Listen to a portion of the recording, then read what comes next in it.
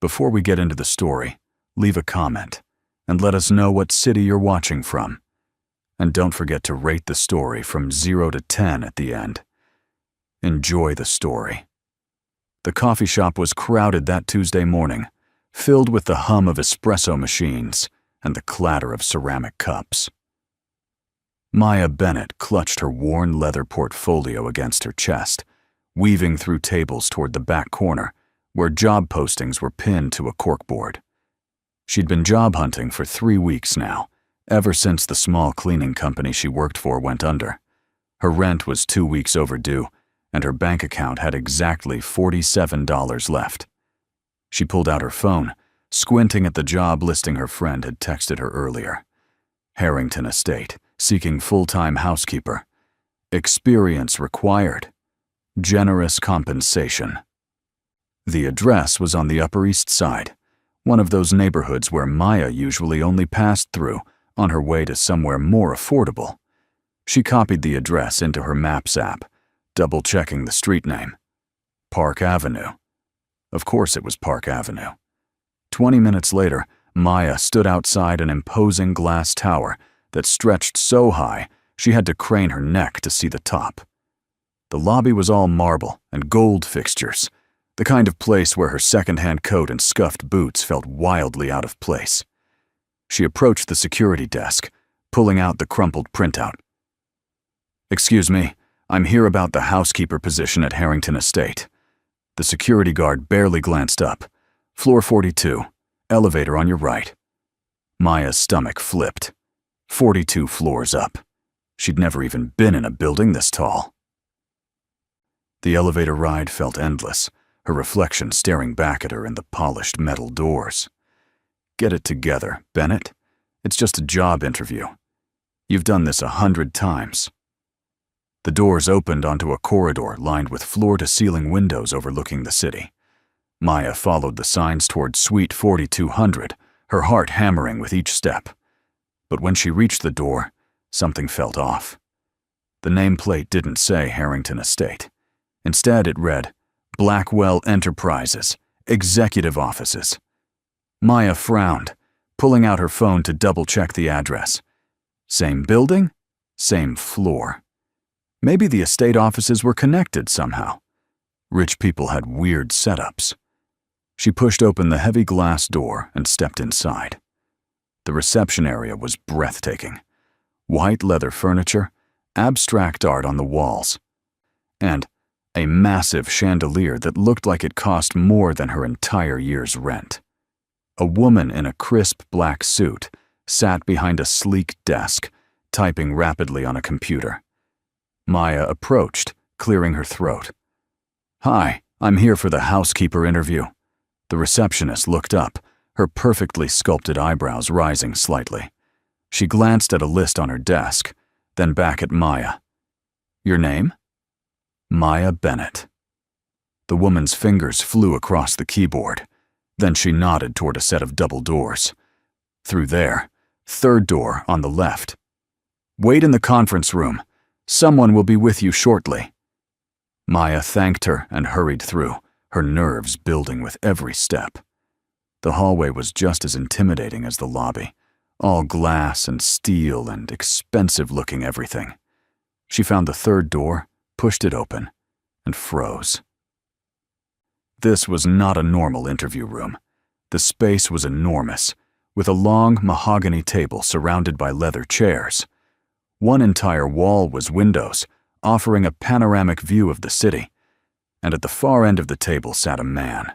He was maybe in his early 30s, dressed in a charcoal suit that fit him like it had been tailored by angels. His dark hair was perfectly styled, his jawline sharp enough to cut glass. He was reviewing a stack of papers, a gold pen in one hand. Maya's first thought was that he was absurdly handsome. Her second thought was that she'd definitely walked into the wrong room. The man looked up, his piercing blue eyes locking onto hers. For a moment, neither of them spoke. Then he set down his pen, leaning back in his chair with an expression that was equal parts curious and amused. "You're early." Maya blinked. I'm sorry," He gestured to the empty chair directly across from him. Please, sit. Maya's mind raced. This couldn't be the housekeeper interview. This guy looked like he ran a Fortune 500 company, not someone hiring domestic staff. But the receptionist had sent her here. Maybe he was some kind of estate manager? She slid into the chair, setting her portfolio on the table. Her hands were shaking slightly, and she clasped them together to hide it. The man picked up a clipboard, scanning it briefly before looking back at her. So, tell me about yourself. Maya swallowed hard.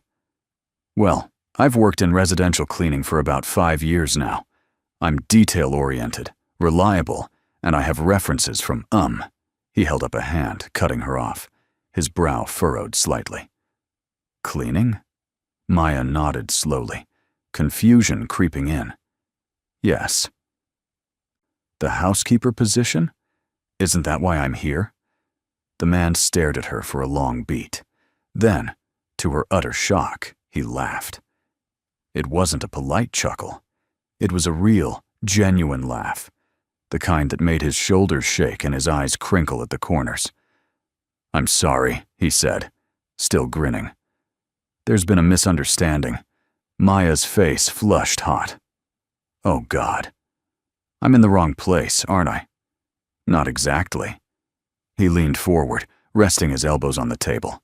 His amusement hadn't faded, but there was something calculating in his gaze now. This isn't a housekeeping interview.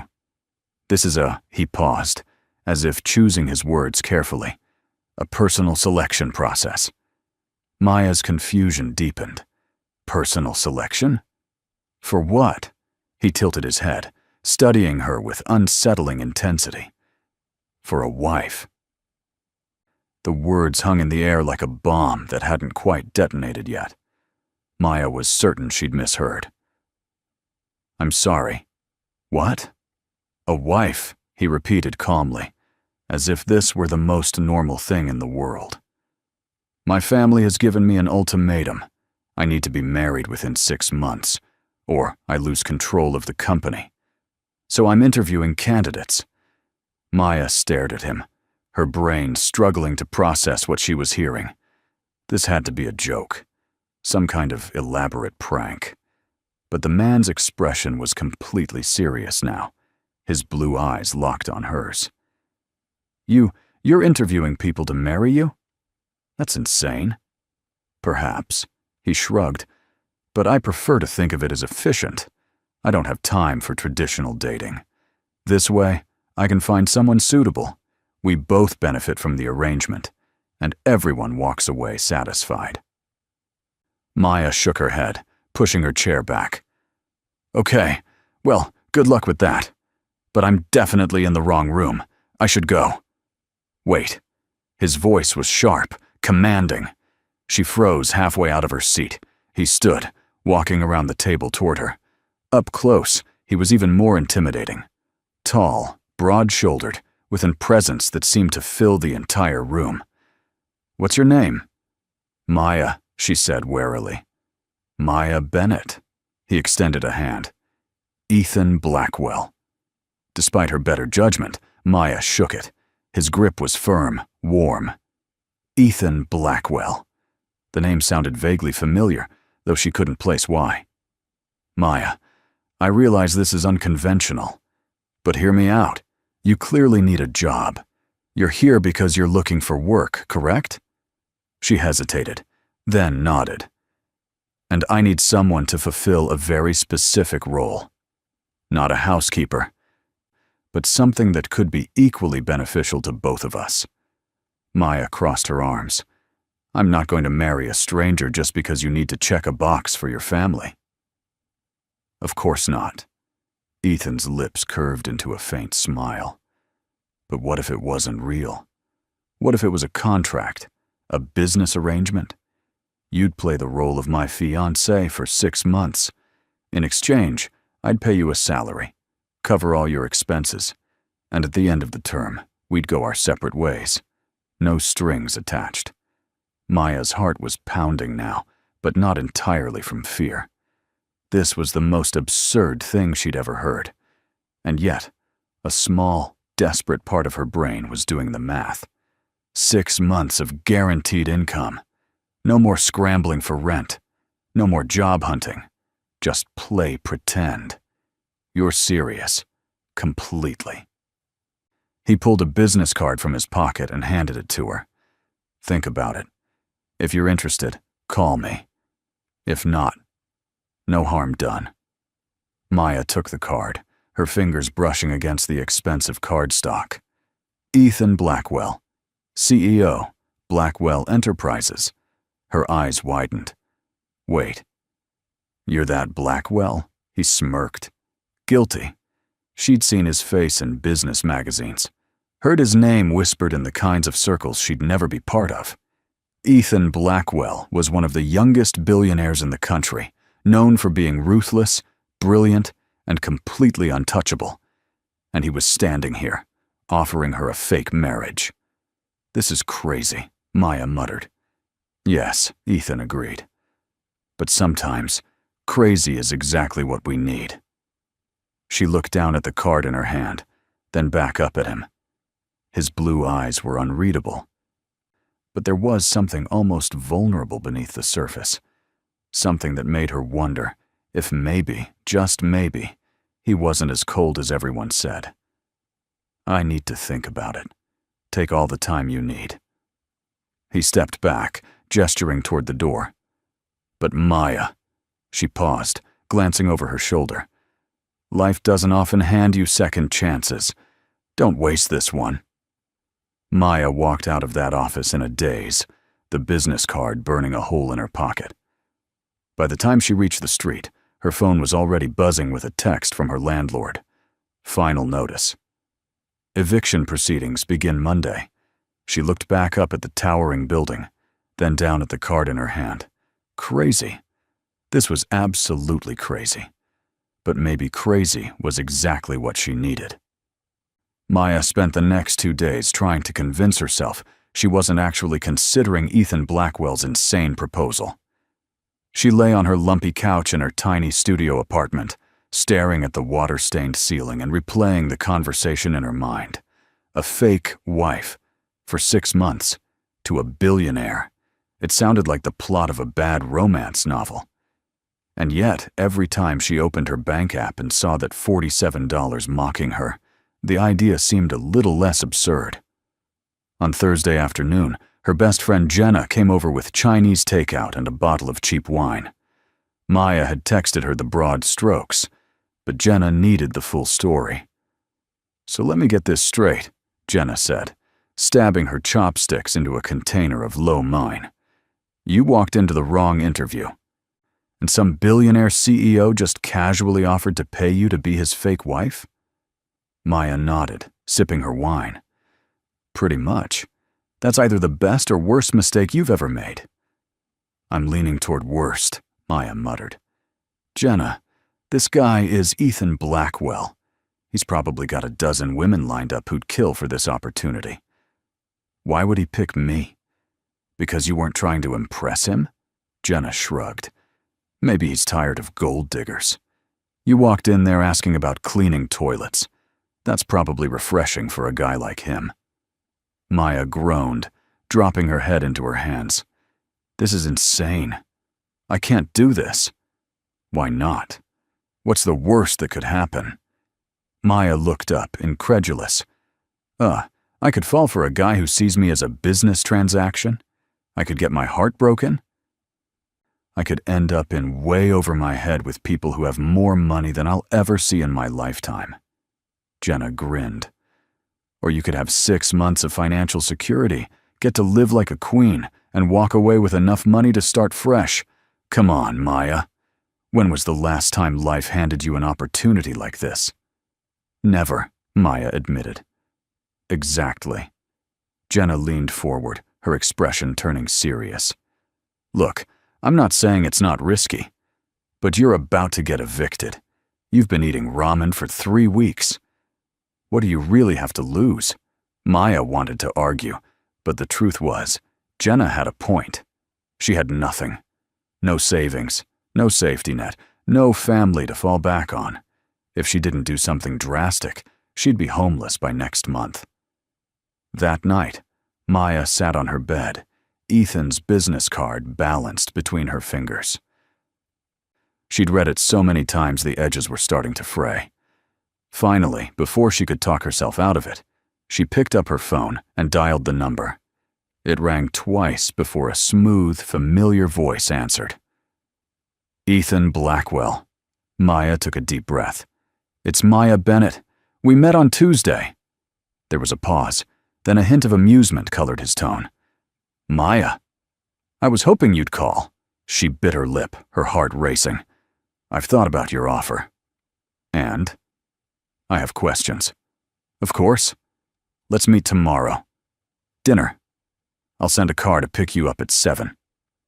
Before she could respond, he added, and Maya, dress nicely. We'll be going somewhere public. The line went dead. Maya stared at her phone, equal parts terrified and exhilarated. What the hell am I doing? The next evening, a sleek black car pulled up outside her building precisely at 7. The driver, an older man in a crisp suit, opened the door for her without a word. Maya slid into the back seat, her hand smoothing over the simple black dress she'd borrowed from Jenna. It wasn't designer, but it was the best she had. The car glided through the city, eventually stopping in front of a restaurant Maya had only seen in magazines. Le Bernardin, one of the most expensive places in New York. The maitre d' greeted her by name, leading her through the elegant dining room to a private corner table. Ethan was already there, looking effortlessly perfect in a navy suit. He stood as she approached, pulling out her chair. You look lovely. Maya's cheeks flushed. Thanks. You didn't have to go this overboard. It's just a conversation. He smiled faintly. I prefer to do things properly. Once they'd ordered wine and appetizers, Ethan leaned back in his chair, studying her with those impossibly blue eyes. So, your questions. Maya pulled out her phone, where she'd typed up a list. First, why me? You could hire an actress, a model, someone who actually knows how to navigate your world. Why pick a girl who showed up thinking she was interviewing to scrub your floors? Ethan's lips twitched. Honestly? Because you were real. Every other woman I've met in my circles has an agenda. They want my money, my connections, my name. You walked in there with no idea who I was, and you treated me like a regular person. That's rare. Maya wasn't sure how to respond to that, so she moved on. Second question. What exactly would this arrangement entail? He took a sip of his wine before answering. You'd move into my penthouse. We'd attend events together, family dinners, charity galas, the occasional business function. To the outside world, we'd appear to be a couple, engaged specifically. But behind closed doors, it's purely professional. Separate bedrooms, no expectations of anything beyond the performance. And after 6 months? After 6 months, we stage a quiet breakup. You walk away with $250,000. Maya nearly choked on her water. $250,000. Ethan nodded calmly. Plus living expenses, a clothing allowance, and anything else you need to maintain the illusion. I don't do things halfway, Maya. Maya's mind reeled. That kind of money could change her entire life. She could pay off her debts, go back to school, start over completely. But there was one more question she had to ask. What happens if one of us catches feelings? Ethan's expression hardened slightly. That won't be an issue. This is a business arrangement. Feelings complicate things. I don't do complications. His answer should have reassured her. Instead, it sent a strange pang through her chest. She ignored it, setting her phone down. Okay. If I agree to this, I have some conditions. He raised an eyebrow. I'm listening. 1. I want everything in writing. A contract that protects both of us. 2. If at any point I feel unsafe or uncomfortable, I can walk away. No questions asked. And 3. She met his gaze steadily.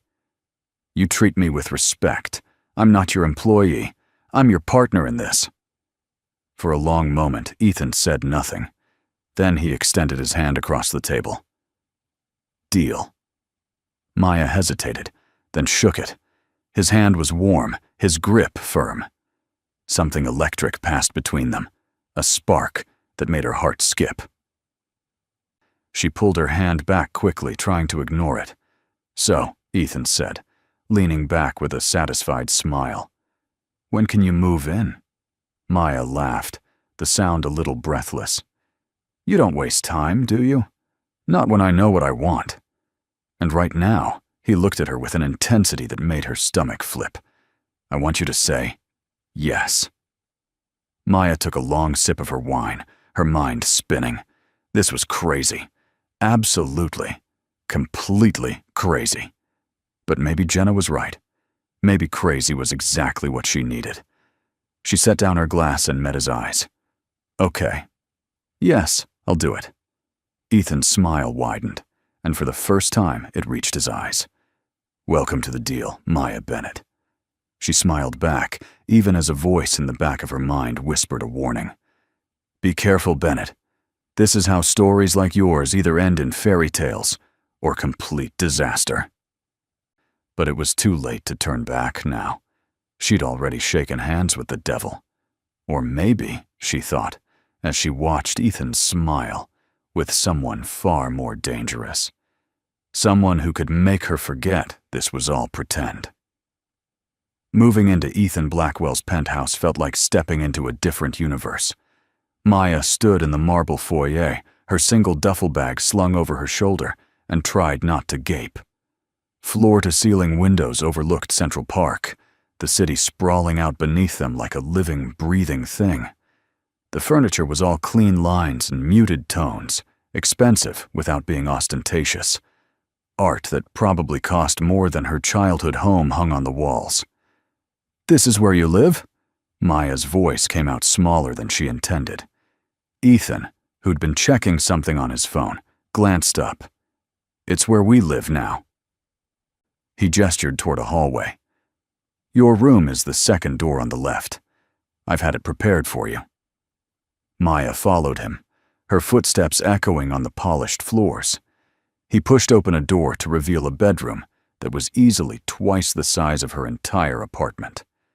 A king-sized bed with crisp white linens, a walk-in closet, a bathroom with a soaking tub that looked like something out of a spa. Holy hell, she breathed. Ethan leaned against the doorframe, watching her reaction with what might have been amusement.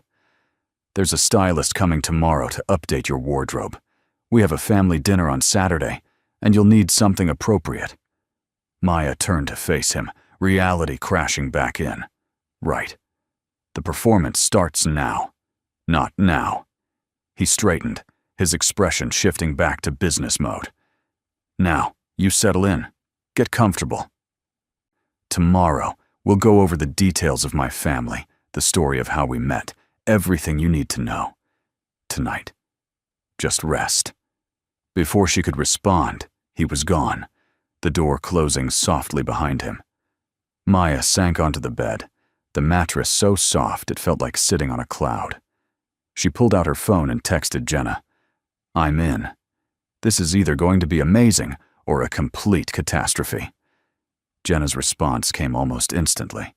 Probably both. Send pictures of the closet.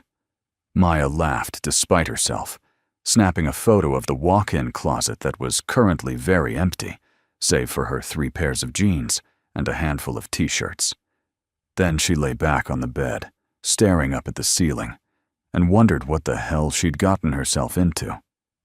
The next morning, Maya woke to sunlight streaming through floor-to-ceiling windows and momentarily forgot where she was. Then it all came rushing back. The penthouse. The deal. Ethan. She found him in the kitchen, already dressed in a suit despite it being barely 8 in the morning. He was drinking coffee and reading something on a tablet, the picture of controlled efficiency. Morning, Maya said, padding in barefoot. She'd thrown on sweatpants and an old college hoodie, feeling wildly underdressed. Ethan looked up, his gaze sweeping over her casual outfit. Then, unexpectedly, he smiled. "Good morning. Coffee?" "Please." He poured her a cup, black, and slid it across the marble island. "The stylist will be here at 10. After that, we need to go over your backstory." "Backstory?" Ethan set down his tablet. "How we met, how long we've been together. The details that people will ask about. We need our story to be airtight." Maya wrapped her hands around the warm mug. "Okay. So what's the story?" He leaned against the counter, considering. "I think we should stay as close to the truth as possible. Easier to remember. We met by chance when you came to my office. I was immediately taken with you. We've been seeing each other quietly for the past 2 months, and I proposed last week. That's fast. I'm decisive." His tone was matter-of-fact. "When I know what I want, I don't wait." Maya felt her cheeks warm and looked down into her coffee. "Right. And your family? Do they know this is an arrangement?" "God, no." Ethan's expression hardened. "They can never know. As far as they're concerned, you're the real thing. My mother, especially. She's been pushing me to settle down for years." This will finally get her off my back. Maya felt a twinge of sympathy. "What about your father?" "Dead. 10 years ago." Ethan's voice was flat, emotionless. "It's just my mother and my younger sister, Olivia. She's 24, just finished grad school, and she's going to interrogate you mercilessly." "Sounds fun," Maya said dryly. "She's protective." Ethan's expression softened slightly. "She wants to make sure I'm not being taken advantage of." The irony wasn't lost on either of them. At 10 sharp, the doorbell rang. The stylist, a woman named Celeste, who looked like she'd stepped out of a fashion magazine, swept in with 2 assistants and approximately 40 garment bags. Maya spent the next 3 hours being measured, fitted, and dressed in outfit after outfit. Cocktail dresses, business casual, evening gowns. Celeste had an opinion on everything, from Maya's posture to her hair. By the time she left, Maya's closet looked like it belonged to someone else entirely. Someone who shopped on 5th Avenue and didn't check price tags. That evening, Ethan insisted they practice. "Practice what?" Maya asked, eyeing him warily. "Being a couple." He gestured to the living room. "Sit with me." They settled onto the couch, and immediately Maya felt the awkwardness of it. They were sitting a careful foot apart, like strangers on a bus. Ethan sighed. "This isn't going to work. You look like you're terrified of me." "I'm not terrified. Wary, maybe." He shifted closer, his thigh nearly touching hers. "We need to be comfortable with each other. People will notice if we're stiff." Maya swallowed hard. "So what do you suggest?" Ethan reached out slowly, giving her time to pull away. When she didn't, he tucked a strand of hair behind her ear, his fingers brushing her cheek.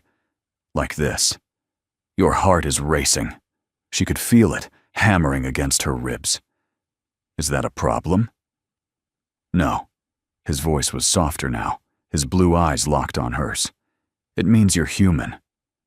For a moment, neither of them moved. The air between them felt charged, electric. Then Ethan pulled back, clearing his throat.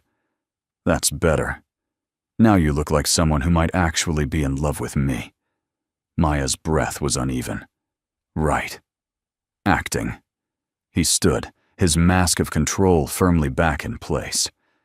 "The family dinner is tomorrow night at my mother's estate. Dress nicely. Be charming. And remember," his gaze pinned her, "we're madly in love." After he left the room, Maya sat there for a long time, her cheek still tingling where he'd touched her. "This is just business," she reminded herself. "Just an act." But the way her heart was still racing suggested that her body hadn't gotten the memo. Saturday arrived far too quickly. Maya spent the morning in a state of nervous energy, changing outfits 3 times before finally settling on a navy blue dress that Celeste had insisted was perfect for meeting future in-laws. When Ethan saw her, something flickered in his eyes. "You look beautiful." It was the first genuine compliment he'd given her, and it made her stomach flip. "Thanks.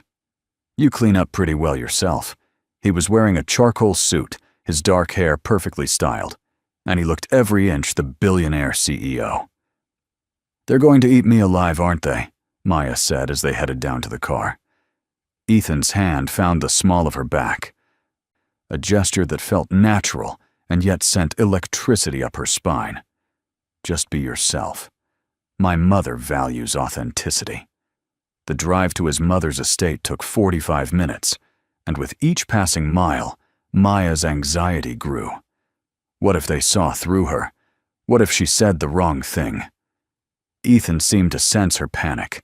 He reached over and took her hand, lacing his fingers through hers. "Breathe. You'll be fine." His touch steadied her, and she clung to it like a lifeline. When they pulled up to the estate, a sprawling mansion that made Ethan's penthouse look modest, Maya's mouth went dry. "This is where you grew up?" Ethan's jaw tightened. "Unfortunately." Before she could ask what he meant, the front door opened. A woman in her 60s, elegant and poised, stepped out. Her sharp eyes swept over Maya, assessing. "Ethan." She kissed his cheek, then turned to Maya with a smile that didn't quite reach her eyes. "And you must be the mystery woman who's stolen my son's heart."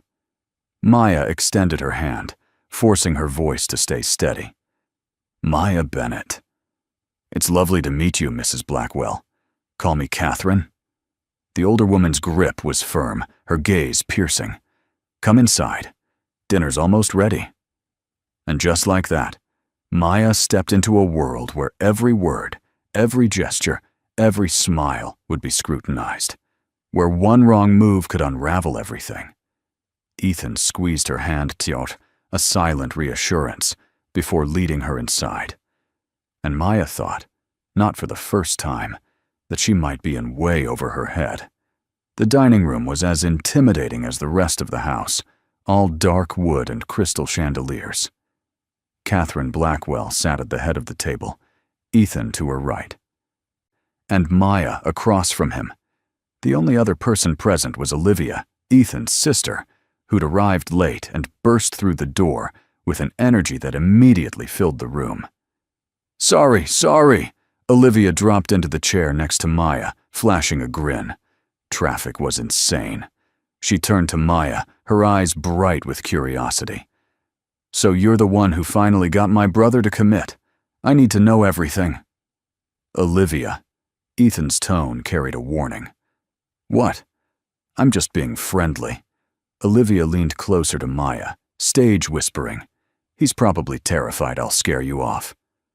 Maya couldn't help but smile. Something about Olivia's warmth immediately put her at ease. "I'm not that easy to scare."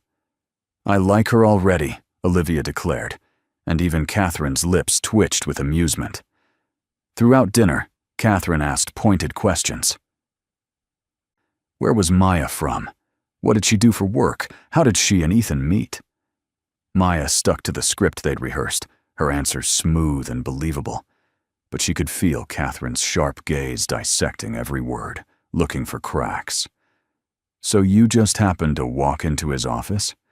Catherine's tone was skeptical. "And he just happened to fall for you?" Maya met her eyes steadily. "I think we both surprised ourselves. Love doesn't always follow a plan." Across the table, Ethan's expression softened, and for a moment, it almost looked real. Catherine studied them for a long beat, then finally nodded. "Well, you certainly seem to make him happy. I haven't seen him smile this much in years." Olivia grinned. "That's because he's usually a robot. All work, no fun." "I'm sitting right here," Ethan said dryly. "Exactly my point." Olivia turned back to Maya. Please tell me you're going to loosen him up, teach him how to have fun." "I'll do my best," Maya said, and when she glanced at Ethan, she caught him trying not to smile. After dinner, Catherine insisted on showing Maya the garden. Ethan tried to follow, but his mother waved him off. "Girl talk, darling. You'll survive 10 minutes without her." Maya followed Catherine outside, her nerves jangling. The garden was beautiful, all manicured hedges and blooming roses. Catherine walked slowly, her hands clasped behind her back. "You're not what I expected." Maya wasn't sure if that was a compliment or an insult. "What did you expect? Someone more polished, someone from Ethan's usual circles." Catherine stopped, turning to face her. "My son is a brilliant man, but he's also deeply guarded. He doesn't let people in easily. If he's chosen you, there must be something real there." Guilt twisted in Maya's stomach. She forced herself to meet Catherine's gaze. "I care about him very much." I hope that came out sounding genuine, because beneath the lie, Maya was starting to realize it might actually be true. Catherine studied her for another long moment, then smiled. "Good. Because if you hurt him, I'll make your life very difficult." It was said pleasantly, but the steel underneath was unmistakable. Maya nodded. Understood. When they returned inside, Ethan was waiting by the door. His eyes found Maya immediately, and she saw the question there. "You okay?" She gave a small nod. Catherine squeezed Maya's hand. "Welcome to the family, dear." The drive home was quiet. Maya stared out the window, processing everything.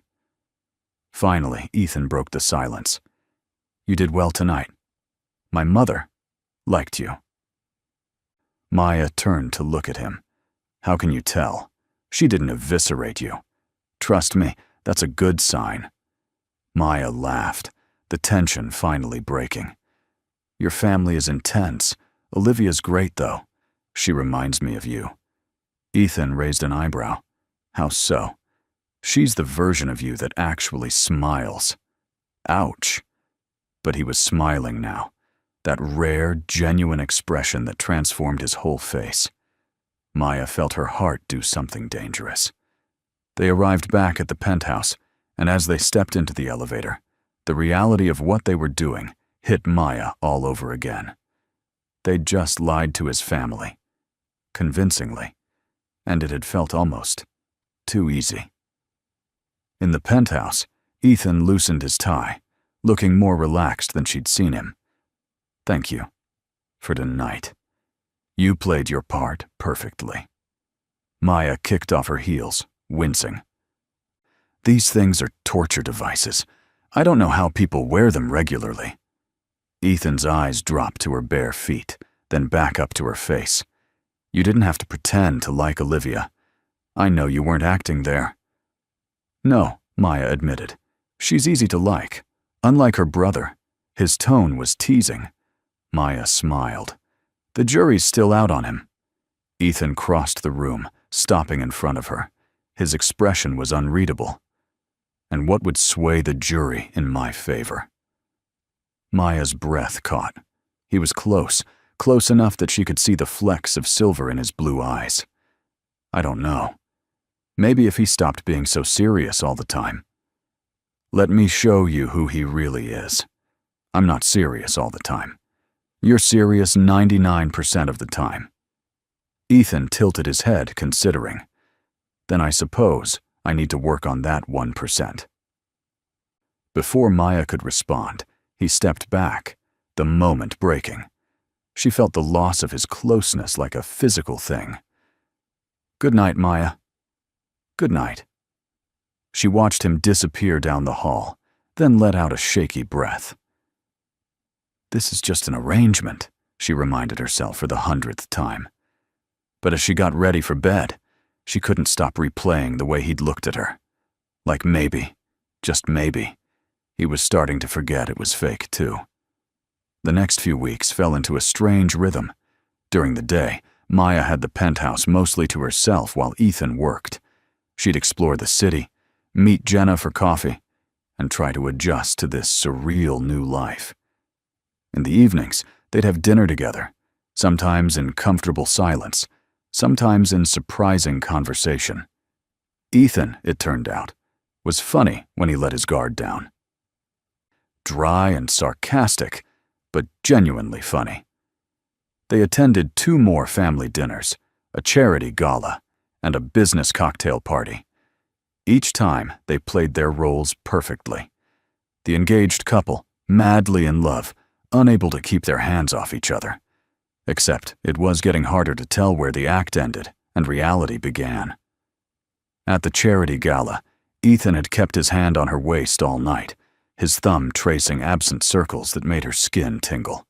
When a business associate had made a slightly inappropriate comment, Ethan's grip had tightened possessively, his eyes going cold.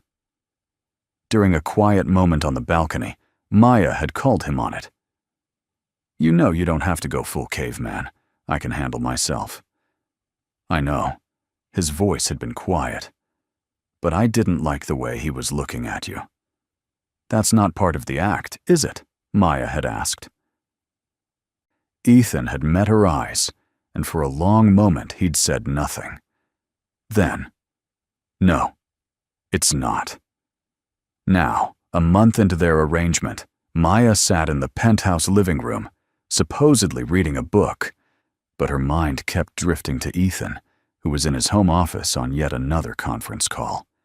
She heard his voice, low and commanding, and felt that now familiar flip in her stomach.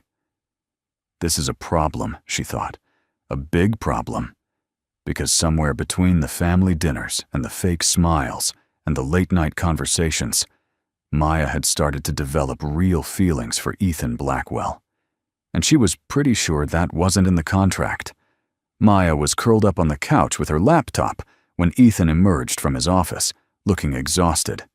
He'd been on call since 6 that morning, and it was now past 8 at night. "You need to eat," Maya said. Closing her computer, Ethan rubbed his eyes. "I'll grab something later." "No, you won't. You'll work until midnight and forget entirely." Maya stood, heading toward the kitchen. "I'm making pasta. Nothing fancy, but it's food. You don't have to do that. Consider it payback for the designer wardrobe and the penthouse suite." Maya started pulling out ingredients, very aware of Ethan leaning against the counter, watching her. "What?" she asked without turning around. "Nothing. It's just—" His voice was softer than usual. "No one's cooked for me in a long time." Maya glanced over her shoulder, surprised by the vulnerability in his tone. "Well, don't get too excited. I'm not exactly a chef, but I can make a decent carbonara." She worked in comfortable silence, Ethan still watching.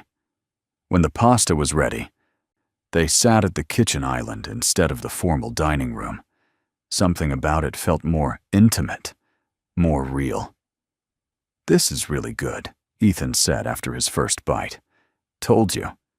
Maya twirled pasta around her fork. "So, what crisis were you managing all day?" "A hostile takeover attempt. Someone thinks they can buy out enough shareholders to force my hand." Ethan's jaw tightened. "They're wrong. Will you win?" "I always win." But it was said without arrogance, just a simple statement of fact. Maya studied him, this complicated man she was slowly beginning to understand. "You know, you don't always have to be in control. Sometimes it's okay to let your guard down." His eyes met hers. "Is that what you think I should do? With you?" The air between them shifted, charged. Maya set down her fork, her heart racing. "I think." She chose her words carefully. "I think we're both pretending this is just business, but it's starting to feel like more." Ethan was quiet for a long moment. Then he stood, walking around the island until he was standing in front of her. Maya's breath caught as he reached out, tilting her chin up with one finger. "You're right." His voice was low, almost rough. It stopped feeling like business weeks ago. For me, at least. Maya's heart was pounding so hard she was sure he could hear it. Ethan. What are we doing? I don't know. His thumb brushed her lower lip and she shivered. But I'm tired of pretending I don't want this. He leaned in slowly, giving her time to pull away. She didn't. When his lips met hers, it was like every fake kiss they'd shared for cameras had been building to this moment. This was real. Hungry and desperate and real. Maya's hands found his shirt, pulling him closer. Ethan's arms wrapped around her waist, lifting her onto the counter. The kiss deepened, and Maya forgot about contracts and arrangements and 6-month timelines. All she knew was that she'd wanted this for weeks, and now that it was happening, she never wanted it to stop. When they finally broke apart, both breathing hard, Ethan rested his forehead against hers. This complicates things. Maya laughed breathlessly. Understatement of the year. We should talk about this. Tomorrow, Maya agreed. Tonight, just kiss me again. So he did. Later, much later, they ended up on the couch. Maya tucked against Ethan's side, his fingers running through her hair. This wasn't in the plan, he murmured. No, Maya agreed. But maybe that's okay. Plans change. Ethan pressed a kiss to the top of her head. I don't do relationships, Maya. I don't know how. Then we'll figure it out together. She tilted her head back to look at him. No more pretending. Just us. Something vulnerable flickered in his eyes. Just us. They fell asleep like that, wrapped around each other. And for the first time since this whole thing started, Maya didn't feel like she was playing a role. She felt like herself. The next morning, Maya woke to find Ethan already gone, a note on the pillow beside her. Had to handle the takeover situation. Dinner tonight? We need to talk. Maya smiled, clutching the note. But her happiness was short-lived. When she checked her phone, there were 3 missed calls from an unknown number and a voicemail. She pressed play. Miss Bennett, this is James Crawford from the New York Tribune. I'm calling about your relationship with Ethan Blackwell. I have information suggesting your engagement is a business arrangement, not a genuine relationship. I'd like to give you a chance to comment before we run the story tomorrow. Call me back. Maya's blood ran cold. She played the message again, her hands shaking. How did they know? Who had talked? She immediately called Ethan. It went to voicemail. Call me back. It's urgent. She tried again. And again. Finally, she texted. A reporter knows about our arrangement. They're running a story tomorrow. Ethan, what do we do? Minutes felt like hours. Finally, her phone rang. I'm on my way, Ethan said without preamble. Don't talk to anyone. Don't leave the penthouse. I'll handle this. How did they find out? I don't know. But I'm going to find out who leaked it. His voice was hard, cold. The CEO voice she hadn't heard in weeks. Ethan. Her voice broke. I'm sorry. This is my fault. Don't. He softened slightly. None of this is your fault. Just stay put. I'll be there in 20 minutes. The call ended. Maya sank onto the couch, her mind racing. If this story broke, everything would fall apart. Ethan's reputation, his company, his relationship with his family, and her. She'd be painted as a gold digger, a con artist. She pulled up the reporter's number, staring at it. Maybe she could fix this. Maybe if she called and explained. Her finger hovered over the call button. But before she could decide, the penthouse door burst open. Ethan strode in, his expression thunderous. His eyes found hers immediately. Are you okay? I'm fine. How bad is this? Bad. He ran a hand through his hair, the first time she'd seen him truly rattled. If this story breaks, it'll destroy everything. The company. My credibility. His jaw clenched. My family will never forgive me. Maya's guilt was crushing. We need to tell the truth. Get ahead of the story. Ethan shook his head. That's not how this works. Once we admit it, we lose all control of the narrative. So what do? He crossed the room, taking her hands. His eyes bore into hers. We get married. For real. Maya was certain she'd misheard. I'm sorry, what? Ethan's grip on her hands tightened. We get married. Tomorrow. Today, if possible. If we're legally married before the story breaks, it becomes much harder to prove it was fake. This is insane. Maybe. His eyes searched hers. But it's the only way to protect both of us. And our families. Maya pulled her hands free, pacing across the room. Ethan, we can't just get married because a reporter is threatening to expose us. That's exactly what we can do. He followed her. Maya, listen to me. If this story breaks the way it is, you'll be crucified. They'll call you a scam artist. Do you understand what that means? Your life will be destroyed. And what if we actually get married? What happens when we file for divorce in 6 months? We'll deal with that then. Right now, we need damage control. Maya whirled to face him. This is crazy. We barely know each other. We've been living together for a month. I know you take your coffee black. I know you can't sleep without reading first. I know you hate wearing heels, but you do it anyway, because you think you're supposed to. I know you snort when you laugh really hard, and I know his voice softened. I know I don't want to lose you. Maya's breath caught. Don't what? Don't make this about feelings when it's really about saving your company. Ethan flinched like she'd slapped him. Is that what you think this is?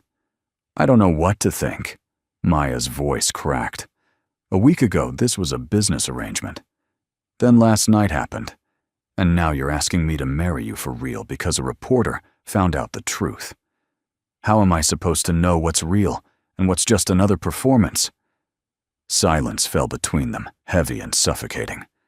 Finally, Ethan spoke, his voice barely above a whisper. You're right. I'm asking too much. He turned toward the door. I'll handle the reporter. You don't have to do anything. Wait. Maya's voice stopped him. He looked back, and she saw something in his eyes she'd never seen before. Fear. You're scared. Of course I'm scared. Ethan's mask cracked completely. I'm terrified. Because somewhere along the way, this stopped being fake for me. And now, I'm about to lose everything, including the one person who actually sees me. Maya felt tears prickling her eyes. When did it stop being fake? The night you burned dinner trying to cook for me, and you laughed so hard you cried. He took a step toward her.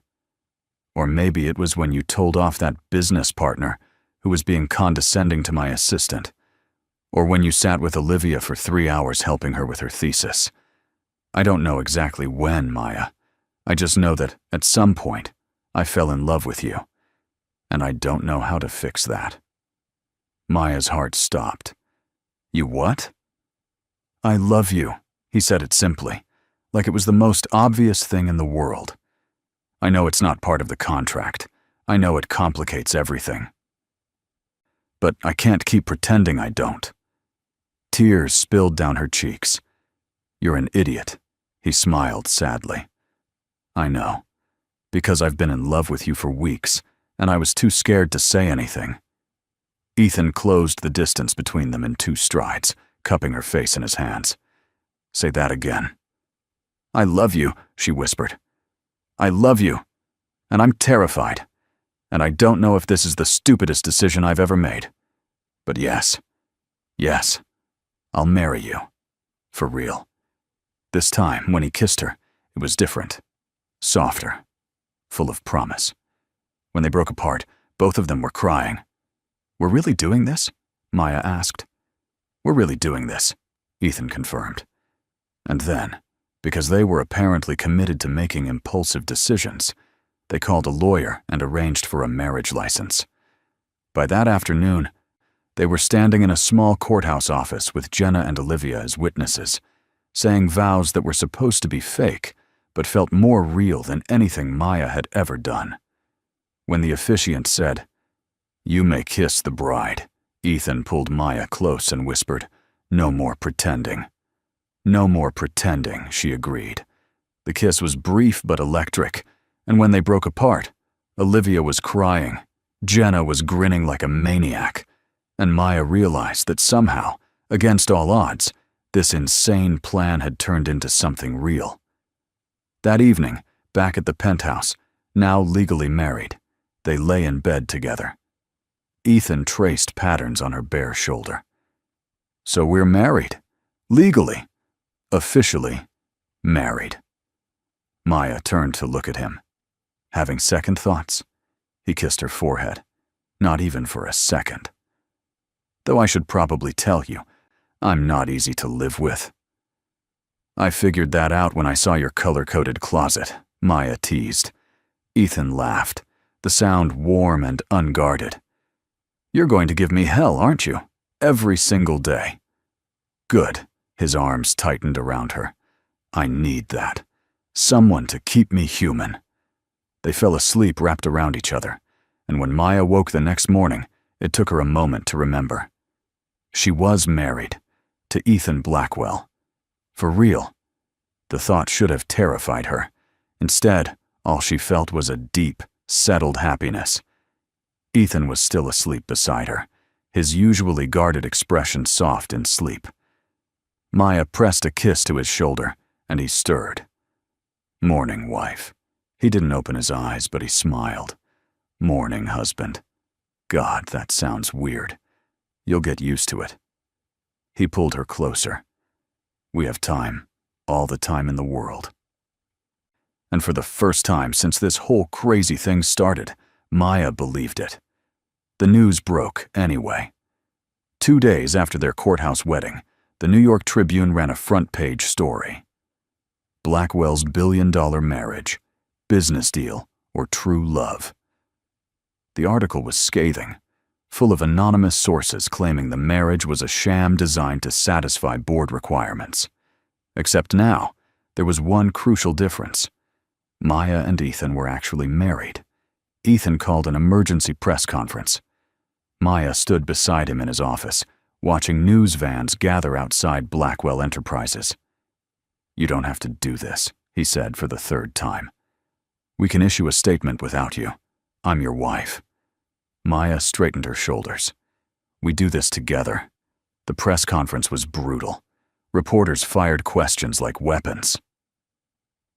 "Is it true you hired Miss Bennett to pose as your fiancée? Did you pay her? Is this marriage even legal?" Ethan faced them with his usual ice-cold composure. "My wife and I met unconventionally, that's true. But our relationship is real, and our marriage is legal." He reached for Maya's hand, lacing his fingers through hers. "As for the rest, I don't owe anyone an explanation about my private life," one reporter pressed. "But sources say..." Ethan cut him off. "Sources can say whatever they want. I know the truth. Maya knows the truth. And that's all that matters." Afterward, in the car, Maya let out a shaky breath. That was intense. Ethan squeezed her hand. "You were perfect. I thought I was going to throw up. You hit it well." He pressed a kiss to her temple. "Thank you for standing with me. Where else would I be?" The backlash was immediate and fierce. Social media exploded with opinions. Some people thought it was romantic, a modern fairy tale.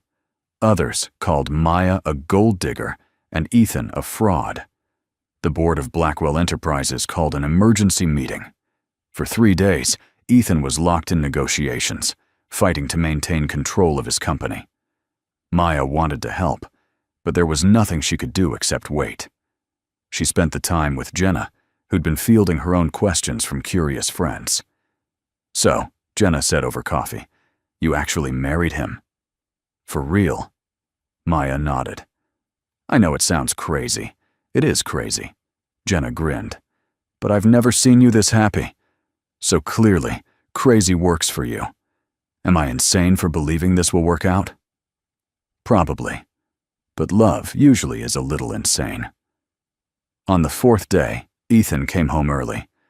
Maya looked up from her book, immediately reading his expression. What happened? I won. He loosened his tie, a smile breaking across his face. The board voted to keep me as CEO. They decided the marriage question was irrelevant as long as the company keeps performing. Relief flooded through her. Ethan. That's amazing. He crossed the room, pulling her into his arms. I couldn't have done it without you. Being able to come home to you every night, knowing you believed in me, it made all the difference. Maya kissed him, soft and lingering. So what now? Now, Ethan said against her lips, we live our lives. No more pretending. No more performances. Just us. But the fallout wasn't over. That weekend, Catherine requested their presence for an emergency family meeting. Maya's stomach churned with anxiety as they drove to the estate. Catherine was waiting in the formal living room, her expression unreadable. Olivia sat beside her, looking worried. Ethan's jaw was tight. Mother. Catherine gestured to the sofa across from her. Sit. Please. They sat, Ethan's hand finding Maya's immediately. I've been reading the news, Catherine began, and I have questions. Ethan straightened. I know how it looks. It looks like you lied to me. To all of us. Catherine's voice was cold. It looks like you brought this woman into our family under false pretenses. That's not fair, Olivia interjected. Mom, you don't know the whole story. Then perhaps someone should tell it. Catherine's eyes fixed on Maya. Miss Bennett. Or should I say, Mrs. Blackwell. Did my son pay you to marry him? Maya felt Ethan tense beside her, but she met Catherine's gaze steadily. At first, yes. This was a business arrangement. But then I fell in love with him, and everything changed. Catherine's expression didn't soften. Love? You expect me to believe that? I don't expect anything, Maya said quietly. But it's the truth. Ethan didn't want me to come here today. He wanted to protect me from this.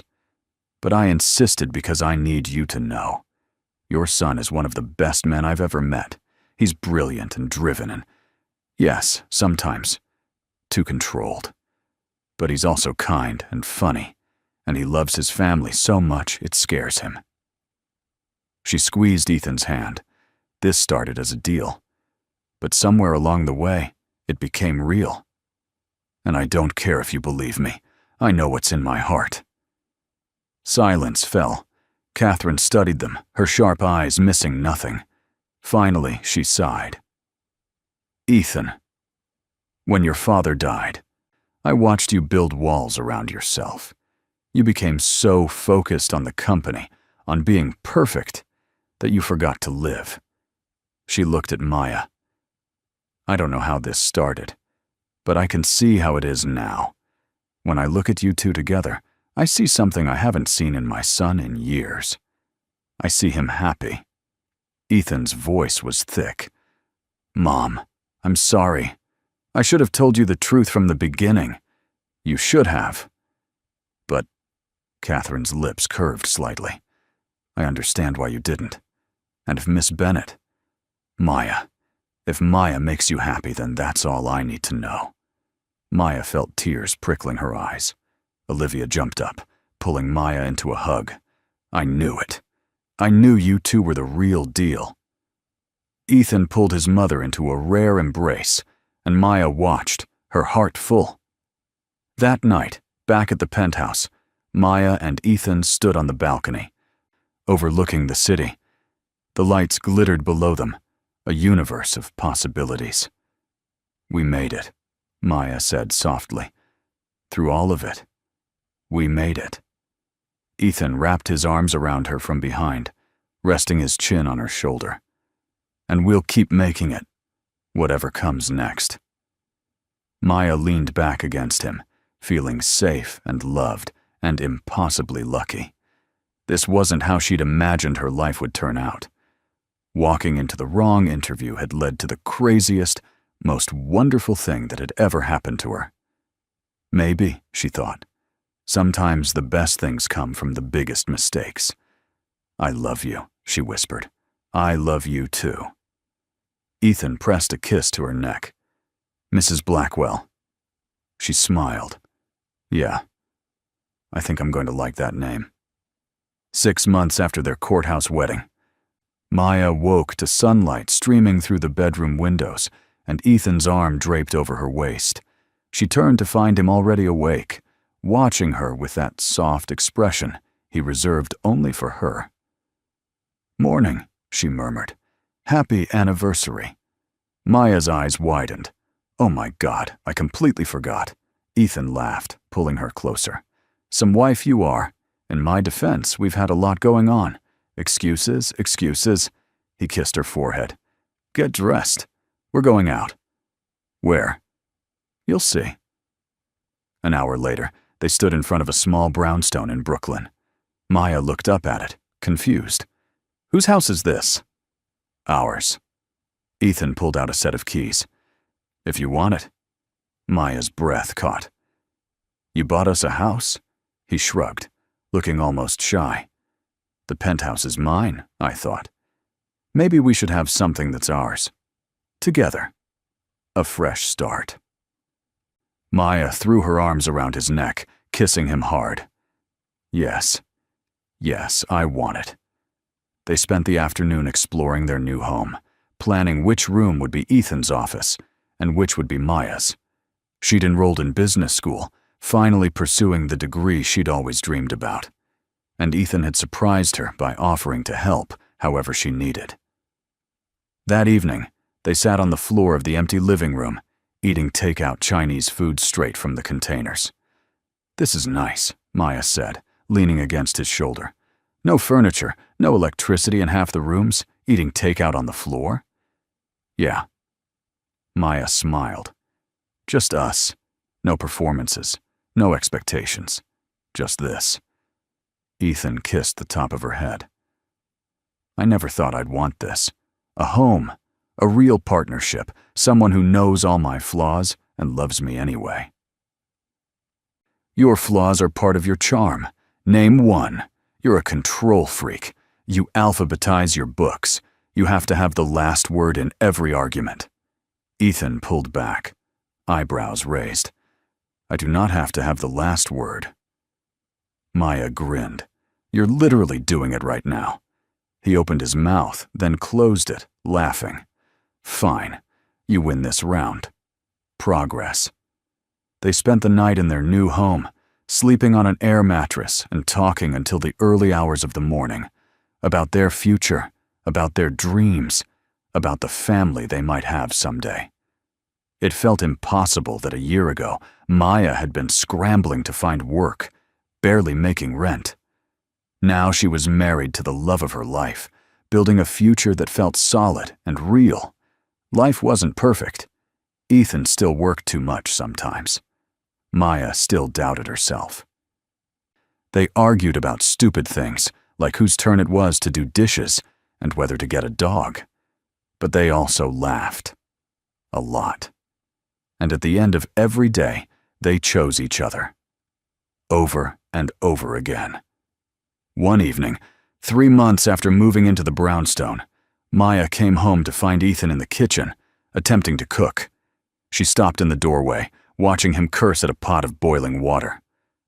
What are you doing? Ethan looked up, looking almost embarrassed. I was trying to surprise you with dinner. How's it going? Terrible. Everything is burning or undercooked, and I think I've destroyed at least 3 pans. Maya laughed, crossing the room to kiss him. I love you, even when you're a disaster in the kitchen, especially when I'm a disaster in the kitchen. Especially then. They ordered pizza instead, eating it on the back porch and watching the sunset. Ethan, Maya said after a while. Yeah? Thank you. For what? For taking a chance on me. For walking into the wrong interview. for being brave enough to turn a fake arrangement into something real. Ethan set down his pizza, turning to face her fully. "Maya, I need you to understand something. You saved me. Before you, I was going through the motions, working, existing, but not really living. You reminded me what it feels like to be happy, to want more than just success." He took her hand. "So thank you for giving me a second chance at life." Maya felt tears welling up. "We saved each other then." "Deal." They sat there until the stars came out, wrapped up in each other, and Maya thought about how far they'd come. From strangers, playing pretend, to partners building a life. It hadn't been easy. There were still days when old insecurities crept in, when Maya wondered if she really belonged in Ethan's world. But then he'd look at her with those blue eyes full of love, and she'd remember. This wasn't about his world or her world. This was about their world, the one they were building together, one day at a time. Later that night, as they got ready for bed, Ethan said, "I have something for you." He handed her a small velvet box. Maya opened it to find a delicate necklace, a simple pendant shaped like a key. "To our new beginning," Ethan said softly, "and to always having a home with each other." Maya fastened it around her neck, then pulled him down for a kiss. "No more pretending," she whispered against his lips. "No more pretending," he agreed. "Just us. Forever."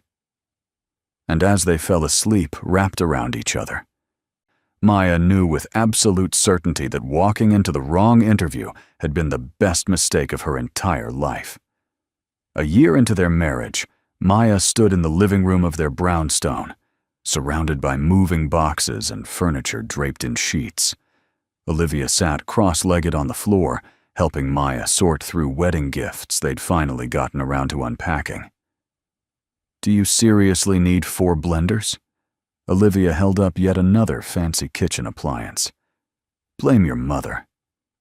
Maya laughed. "She seems to think I need to run a restaurant." Just then, the front door opened. Ethan came in carrying coffee cups and a bag of pastries. He'd been working from home more often, making good on his promise to prioritize their life together over endless board meetings. "Breakfast for my favorite people," he announced, kissing Maya before handing Olivia her iced latte. "I'm your only sister," Olivia pointed out. "Exactly. You're winning by default." Their easy banter was interrupted by Maya's phone ringing. She glanced at the screen and froze. It was the number for the doctor's office. She'd gone in for routine blood work the week before, but they'd called yesterday saying they needed to discuss the results. Ethan noticed her expression immediately. "What's wrong?" Maya stood, moving toward the bedroom. "I need to take this." She closed the door and answered. 5 minutes later, she emerged, her face pale. Both Ethan and Olivia were on their feet instantly. "Maya? What happened?" Ethan's voice was tight with concern. Maya looked at him, tears streaming down her face. But she was smiling. "I'm pregnant." The room went absolutely silent. Olivia's hands flew to her mouth. Ethan just stared, processing. "You're—" Maya nodded, crying and laughing at the same time. "I'm about 8 weeks along. We're having a baby." Ethan closed the distance between them in 2 strides, cupping her face in his hands. "Are you serious?" "I'm serious. We're going to be parents." For a moment he looked stunned. Then he laughed, the sound joyous and disbelieving, and kissed her. Olivia was crying now too, rushing over to hug them both. "I'm going to be an aunt." "Oh my God, I'm going to be the best aunt ever. I'm buying them so many toys." "No," Ethan said, but he was grinning. "Yes," Olivia shot back, "all the toys. So many toys you'll trip over them." That evening, after Olivia left and they were alone, Ethan pulled Maya onto the couch, his hand resting on her still flat stomach. "Are you scared?" he asked quietly. Terrified, Maya admitted, but also excited. I never thought I'd have this. A family. Ethan pressed a kiss to her temple. Neither did I. I spent so long building walls, convinced I didn't need anyone.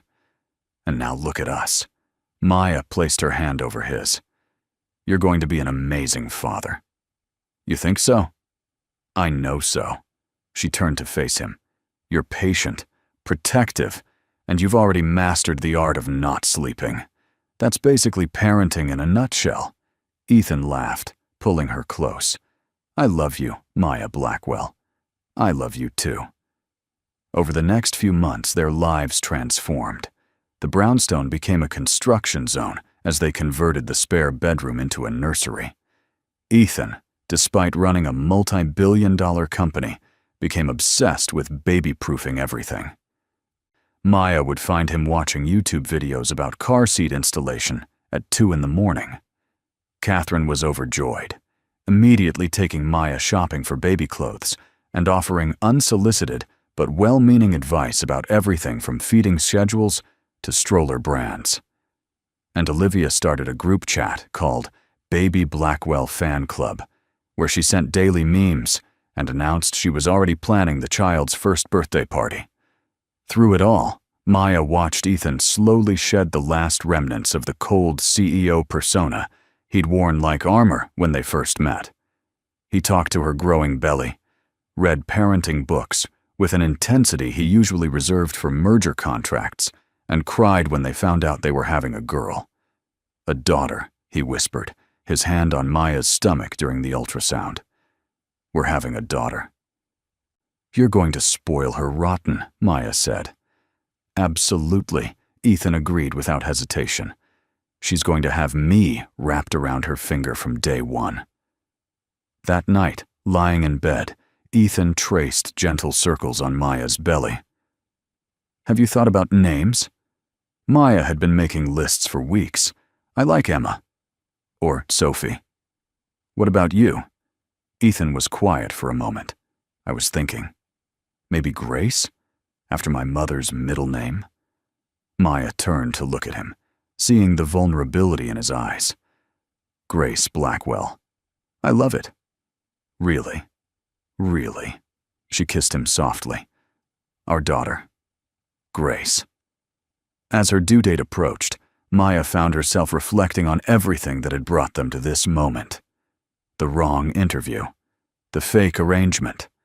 The moment everything became real. She'd walked into Ethan's office thinking she was applying to clean houses. Instead, she'd found her home. Labor came on a rainy Tuesday evening. Ethan, who prided himself on being unflappable in any crisis, completely fell apart. He couldn't find the hospital bag. He forgot his phone. He nearly rear-ended another car twice on the way to the hospital. Maya, between contractions, found it hysterically funny. You run a Fortune 500 company, but a baby has you completely rattled? This is different, Ethan said, his knuckles white on the steering wheel. This is our baby. 14 hours later, Grace Elizabeth Blackwell entered the world, screaming and perfect. When the nurse placed her in Maya's arms, time seemed to stop. She's beautiful, Maya whispered, tears streaming down her face. Ethan sat beside them, his arm around Maya, staring at their daughter with an expression of pure wonder. She's perfect. He looked at Maya, his eyes shining. You're perfect. Thank you for giving me everything I never knew I needed. Maya leaned against him, exhausted and elated and overwhelmed with love. For a man who once thought emotions were a weakness, Ethan cried more in that hospital room than Maya had ever seen. He held Grace with a gentleness that broke Maya's heart in the best way, whispering promises to protect her, to love her, to always be there.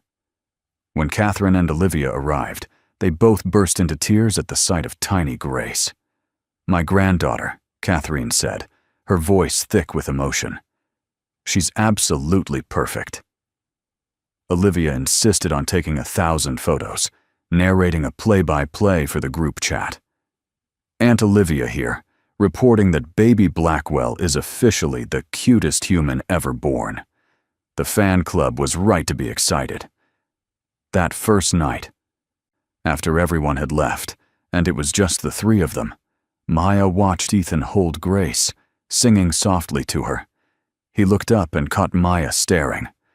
"What?" "Just." Maya smiled through fresh tears, thinking about how far we've come, from a fake marriage to this. Who would have thought? "Not me," Ethan admitted, "but I wouldn't change a single thing. Not even the part where I accidentally walked into your interview. Especially that part."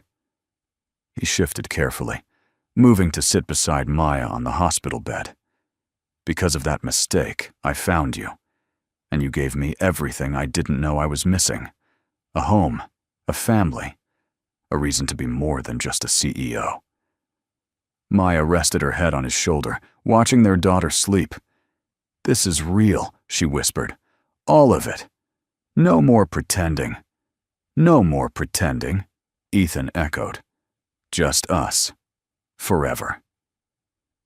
And as rain pattered against the hospital window, the three of them, this family that started with a lie and became the truest thing either of them had ever known, drifted off to sleep together. 3 years later, the brownstone was filled with the sounds of a toddler's laughter. Grace, now a bright-eyed 3-year-old with her father's blue eyes and her mother's infectious smile, was chasing their golden retriever puppy through the living room. Maya watched from the kitchen, shaking her head with amusement. Grace Blackwell. No running in the house. "But Mommy, Duke needs exercise." Grace's logic was already impressively developed for a 3-year-old. Ethan walked in from his home office, immediately scooping Grace up as she ran past. "Caught you, little monster," Grace squealed with delight. "Daddy, again, after," Ethan promised. "Right now, it's lunchtime." The three of them sat at the kitchen table, Grace chattering non-stop about her morning at preschool. She'd inherited both her parents' sharp minds and had 1,000 questions about everything. Why is the sky blue? Why do dogs have 4 legs? Why do you and Mommy kiss so much? That last question made both adults laugh. Ethan glanced at Maya, his eyes warm. "Because I love your mom very much." "That's yucky," Grace declared, and then went back to eating her sandwich. Life had settled into a beautiful routine. Maya had finished business school and started her own consulting firm, working with small businesses to help them grow. It was fulfilling in a way her old jobs had never been. Ethan had stepped back from some of his CEO responsibilities, promoting trusted executives and focusing on the parts of the business he actually enjoyed. But the biggest change was in how they approached life. No more pretending, no more walls, just honesty, love, and the occasional chaos that came with raising a toddler. That evening, after Grace was in bed, Maya and Ethan sat on the back porch with glasses of wine. It had become their ritual, this quiet time to reconnect after long days. "Remember our first dinner?" Maya asked suddenly. "When you took me to Le Bernardin and I had no idea what half the things on the menu were?" Ethan smiled at the memory. "You ordered the most expensive item and said it was payback for tricking you into a marriage interview." "I was nervous," Maya admitted. "I thought you were going to see right through me." "I did," Ethan said. "I knew you were out of your element." "But that's what made you perfect. You weren't trying to impress me. You were just being yourself." Maya leaned against his shoulder. "Best wrong interview I ever walked into." Speaking of which, Ethan's tone shifted slightly. "I got a call today from a journalist. They want to do a feature on us for their anniversary issue, about how our marriage started." Maya tensed. "What did you say?" "That I'd talk to you first." His hand found hers. "I don't think we owe anyone our story. But if we tell it, we control the narrative. It's our choice." Maya thought about it. Part of her wanted to keep their story private, this precious thing that belonged only to them. But another part thought about all the people who might be struggling, who might think happiness was out of reach. What would we say? The truth. Ethan's voice was steady. That we started as a business arrangement, that I was desperate and you were broke, and that somewhere in the middle of all that pretending, we found something real. Maya looked up at him. You wouldn't be embarrassed by how we started? Never. He kissed her forehead. I'm proud of us, of every messy, complicated, beautiful moment. A week later, they sat for the interview in their living room. The journalist, a kind woman named Sarah, asked thoughtful questions. How did it feel to fall in love when you weren't supposed to? What made you decide to make it real? Looking back, would you do anything differently? Maya and Ethan answered honestly, holding nothing back. They talked about the fear, the uncertainty, the moment they realized they'd crossed from fake to real. When the article came out a month later, it went viral. People were moved by their honesty, by the way they'd taken something unconventional and built something beautiful. Social media exploded with comments, some positive, others critical. But Maya and Ethan didn't care. They'd told their truth, and that was enough. Life wasn't perfect. They still argued, still had bad days. Ethan still worked too much sometimes, and Maya still doubted herself when things got hard. Grace went through a phase where she only wanted Daddy at bedtime, which broke Maya's heart a little. But they navigated it all together. When Maya's consulting firm landed its first major client, Ethan threw her a surprise party, inviting all their closest friends and family. When Ethan's company faced a hostile takeover attempt, Maya sat with him every night, helping him strategize and reminding him that his worth wasn't tied to his business success. They built a life that was theirs, not the fairy tale people imagined when they heard billionaire marriage, but something real and messy and infinitely more valuable. On their 5th wedding anniversary, they renewed their vows, not because they needed to, but because they wanted to. This time, it wasn't in a courthouse. It was in the backyard of their brownstone, surrounded by family and friends. Grace stood between them, her tiny hands holding a basket of flower petals. Catherine dabbed at her eyes with a handkerchief. Olivia recorded everything on her phone, narrating for the group chat that now included dozens of family and friends. Jenna, Maya's maid of honor again, beamed from the front row. Ethan's vows were different this time. Less about contracts and arrangements, more about love and commitment. 5 years ago, he said, his voice strong and clear, I asked you to pretend to be my wife, but you became so much more. You became my partner, my best friend, the mother of my child. You showed me that being vulnerable isn't weakness, that love isn't something to control or manage, it's something to surrender to.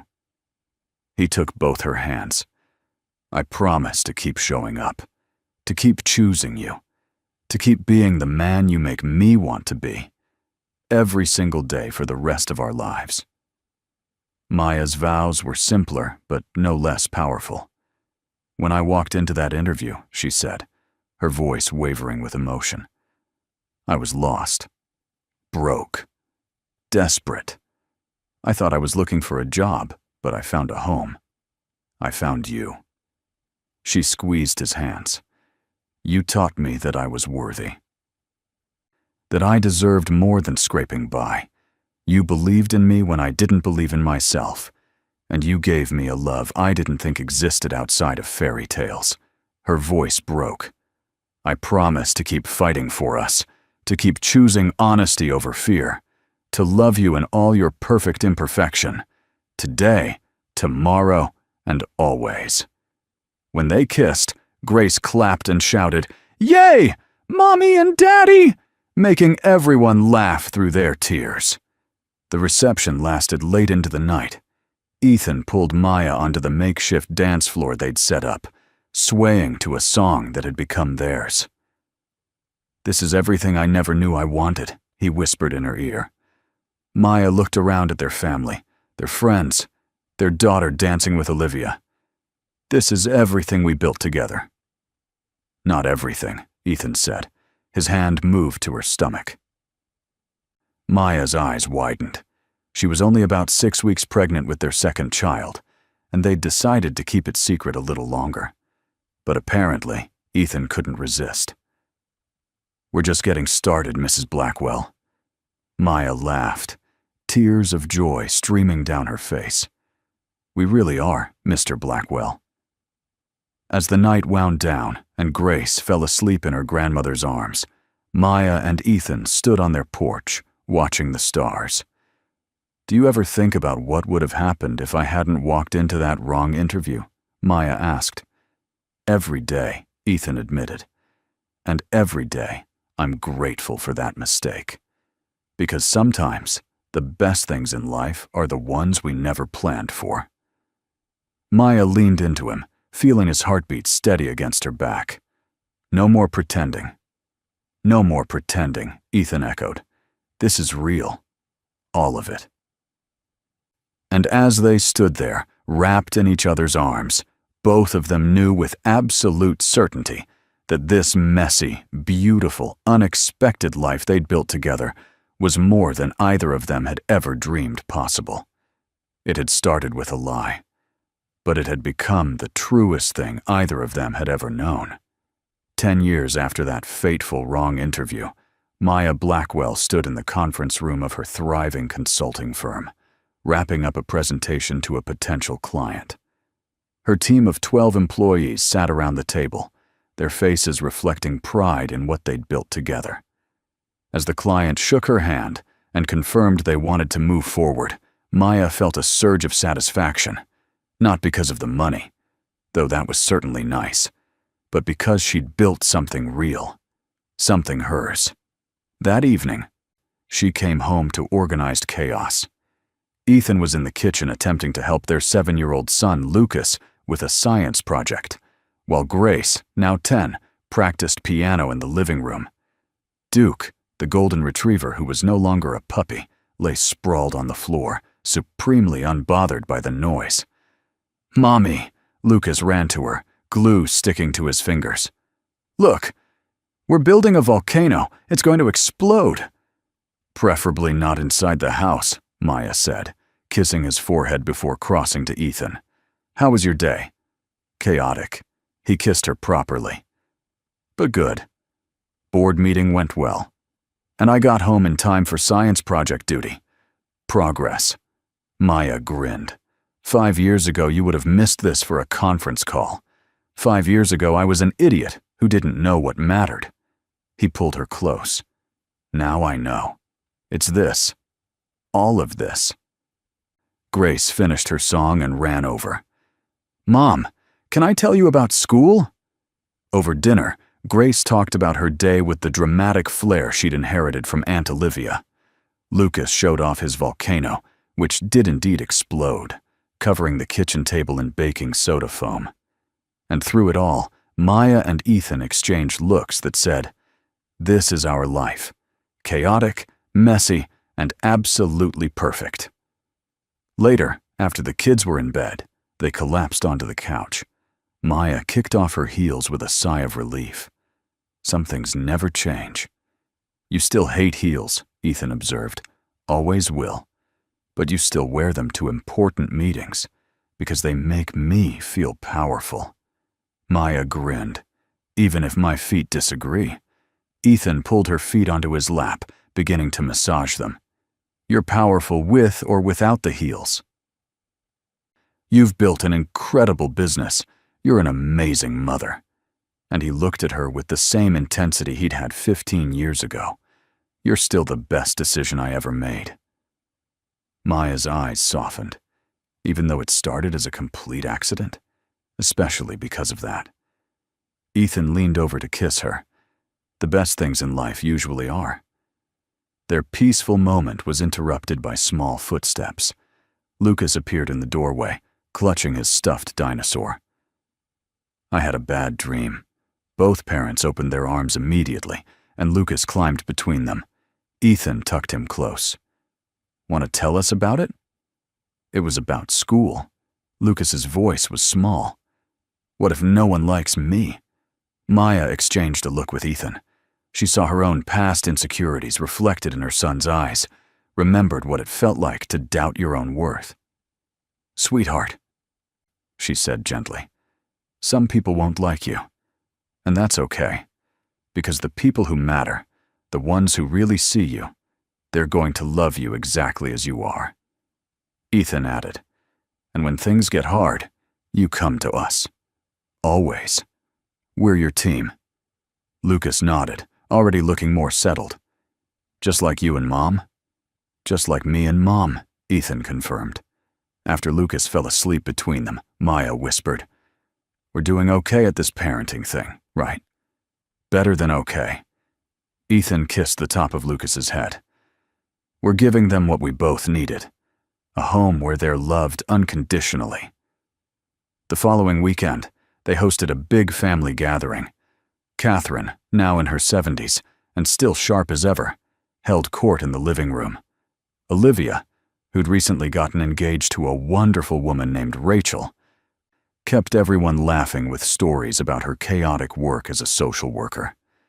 Jenna arrived with her husband and twin boys, who immediately disappeared into the backyard with Grace and Lucas. The brownstone was full of noise and life and love. At one point, Maya found herself in the kitchen with Catherine. The older woman was cutting vegetables for salad, her movements practiced and efficient.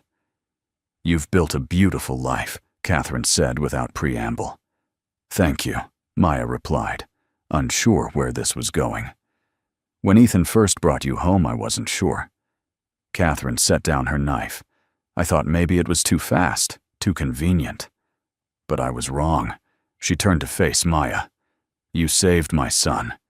He was drowning in expectations and control, and you taught him how to breathe again." Maya felt her eyes prick with tears. "He saved me too." "That's how the best partnerships work." Catherine squeezed her shoulder. "You save each other."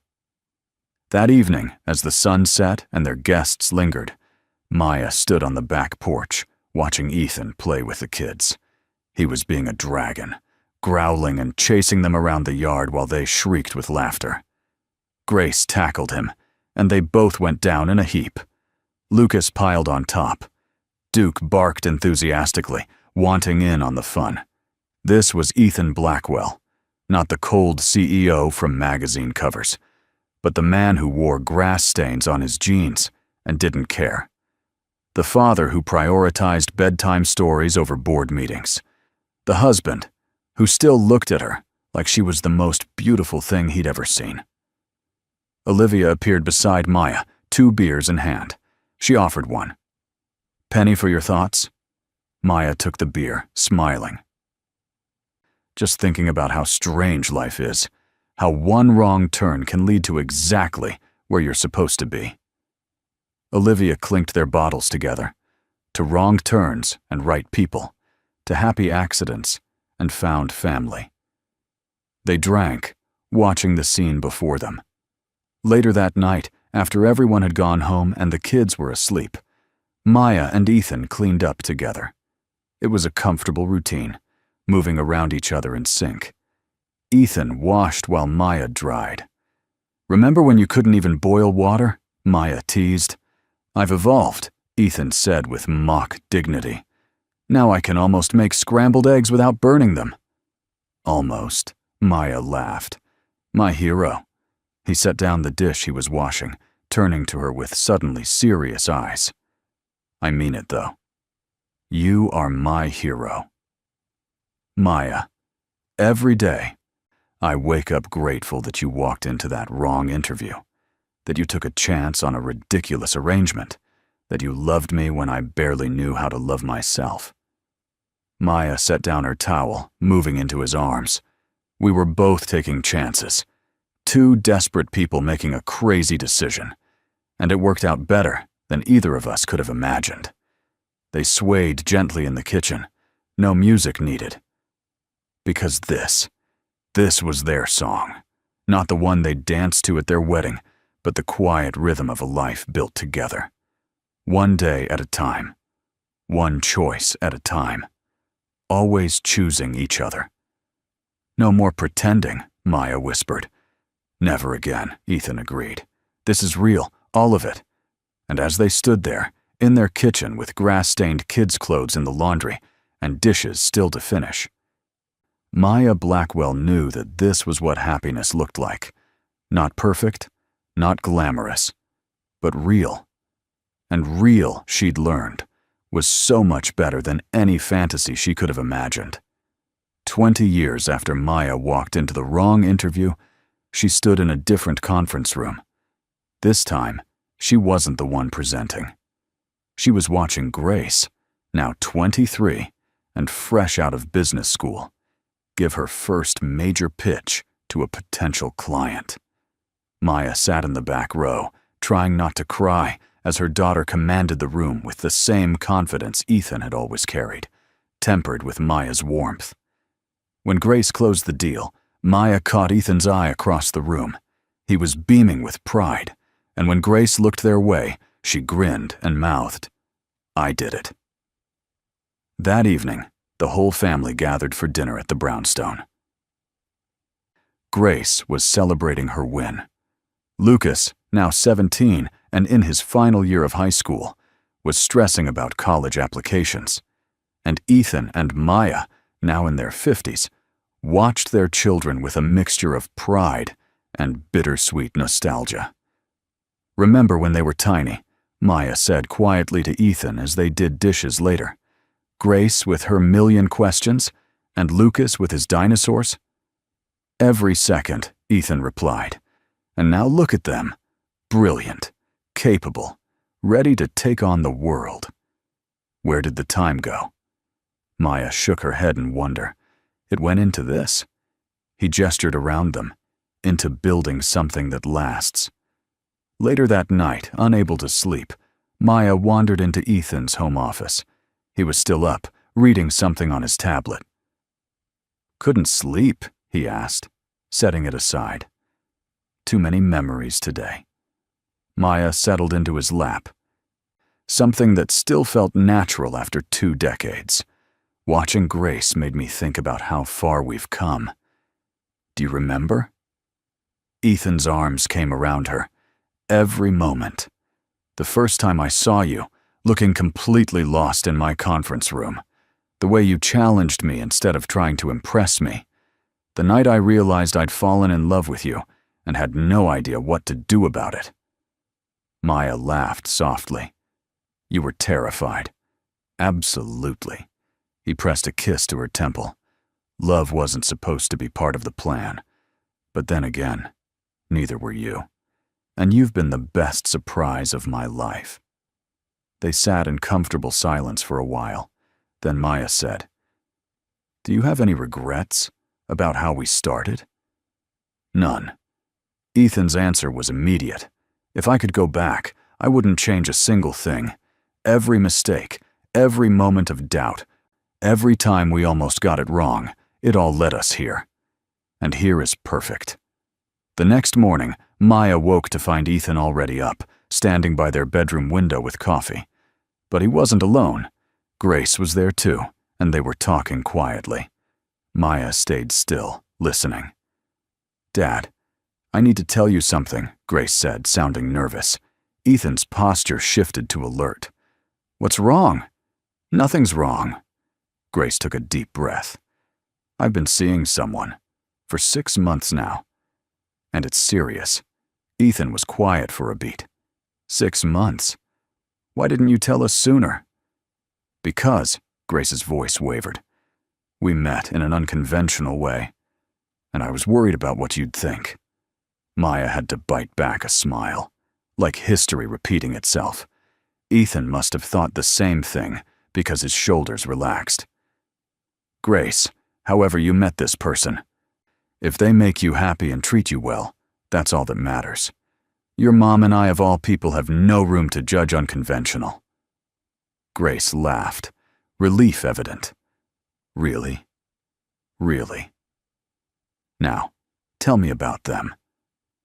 Maya listened as Grace described her girlfriend, a fellow business school student, who challenged her and made her laugh and made her want to be better. The love in Grace's voice was unmistakable. After Grace left, Ethan turned to find Maya awake. "You heard all that?" "Every word." Maya sat up. "Our daughter's in love." He settled back onto the bed beside her. "Think we should tell her our story? The real story. I think she already knows the important parts." Maya leaned against him. "That love can start in the strangest ways. That what matters isn't how you begin, but what you build together. That real love isn't about perfection. It's about choosing each other, every single day." Ethan kissed her, slow and deep and full of 20 years of history. "Best wrong interview I ever conducted. Best wrong interview I ever walked into," Maya agreed. 6 months later, they sat in the audience as Grace introduced them to her girlfriend, officially at a family dinner. And as Maya watched her daughter navigate her own path to love, she felt the circle completing. This was what they'd built. Not just a marriage or a family, but a legacy of love that would outlast them. That night, back home, Ethan pulled out an old box from his closet. Inside were mementos from their early days, the contract they'd originally drawn up, photos from fake events that had become real, the business card he'd given her that first day. Maya laughed, touching the worn edges. We really were insane. Completely. Ethan grinned. But we made it work. We more than made it work. Maya looked at him, this man who'd started as a stranger offering a business deal and became her entire world. We built something beautiful. They burned the contract that night in the fireplace, not because they needed to erase the past, but because it no longer defined them. What defined them now was simple: love, choice, commitment. And as they watched the papers turn to ash, Maya thought about that scared girl who'd walked into the wrong interview 2 decades ago. If she could go back and tell her younger self anything, it would be this: walk through the wrong door. Take the crazy chance. Say yes to the impossible. Because sometimes, the biggest mistakes lead to the greatest loves. And sometimes, pretending to be someone's wife becomes the realest thing you've ever done. Ethan pulled her close, and Maya settled against his chest, listening to his heartbeat, the same steady rhythm that had become her home. "This is forever," she whispered. "This is forever," he agreed. "No more pretending." "Never," Maya confirmed. "This is real. All of it. Always." And in the quiet of their home, with their children sleeping upstairs, and their whole beautiful, messy, perfect life surrounding them, Maya Blackwell knew with absolute certainty that walking into that wrong interview had been the best mistake of her entire life, because it had led her here, to love, to family, to home, to everything she'd never known she was looking for. What did you think of their story? Share your thoughts in the comments. On a scale from 0 to 10, what's your rating? Subscribe to the channel and turn on notifications to follow all our stories, and check out more emotional stories by clicking on the end screen.